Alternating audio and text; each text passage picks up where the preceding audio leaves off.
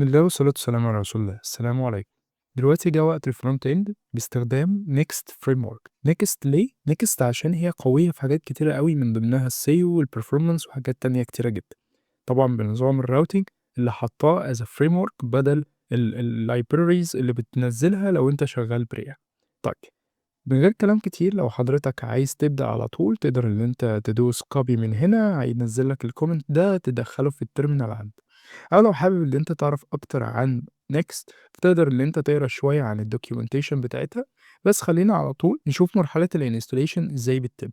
هنا مثلًا أنت حضرتك بيقول لك ده quick start، تقدر إن أنت تختار الNPM من هنا وتcopy الlink ده، نفس اللي كان موجود برضه في الpage برّه، فمجرد إن أنت هتعمله copy من هنا وتبدأ إن أنت تعمل له paste هنا. بس خلّي بالك أنت هنا داخل الإيه، داخل المسار بتاع الback end اللي جواه stream، فمجرد إن أنت هتطلع خطوة برّه كده، تبدأ تحط على طول بقى الlink بتاعك أو الcomment بتاعك. تقدر إن أنت تعمل مسافة وتسمي الfolder زي ما أنت عايز، أنا هاسميه front end بالشكل ده، وهاستنى عملية التحميل تتم. هنا في الإصدار الجديد version 16 بيسألني أسئلة، بيقول لي أنت محتاج تعمل إيه عشان تعمل عملية التسطيب أو تعمل عملية الinstallation.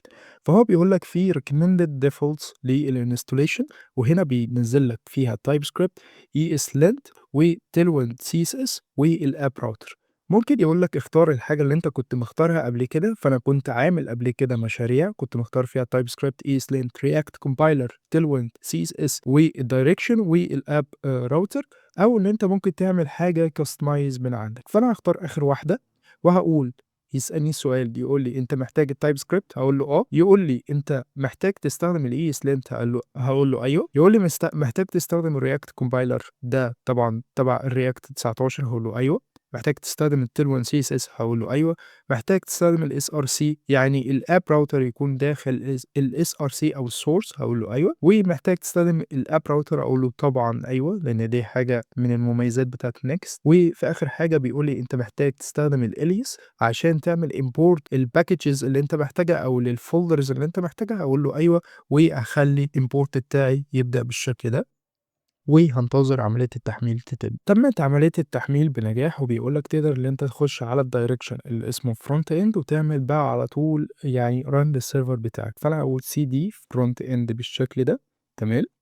وهابدأ أخش في الfolder، هيبدأ يقول لي على طول اللي أنت الbranch بتاعك by default دلوقتي master، بس أنت مش مربوط بأي git حاليًا، وتبدأ اللي أنت بقى تrun الdefault الproject بتاعك. أنت عندك هنا أدي أهو في next، في source، جوّه الsource في app، في الlayout بتاعك، في الpage والpackages بتاعتك برّه، وكل حاجة شغالة. مجرد اللي أنت تعمل npm run dev بالشكل ده، أو تعمل على طول yarn dev بالشكل ده، لأنها نازلة by default مع next 16، هتبدأ إن هي بقى تعمل run للسيرفر بتاعك على port 3000. فأنا هادوس enter وهانتظر إن هو يظهر لي اللينك. هيظهر لي link local أو network بالشكل ده، هادوس على أول واحد. مجرد ما أنا أدوس control هيبدأ يظهر لي cursor الpointer بتاعي، هادوس عليه يبدأ بقى على طول يطلع لي البراوزر بتاعي بالشكل ده، ويعمل الrun للpage الأساسية بتاعتي اللي موجودة عندي هنا في صفحة الpage اللي بتطلع معايا بالشكل اللي حضراتكم شايفينه ده. أدي أهي أول صفحة لصفحة الfront end.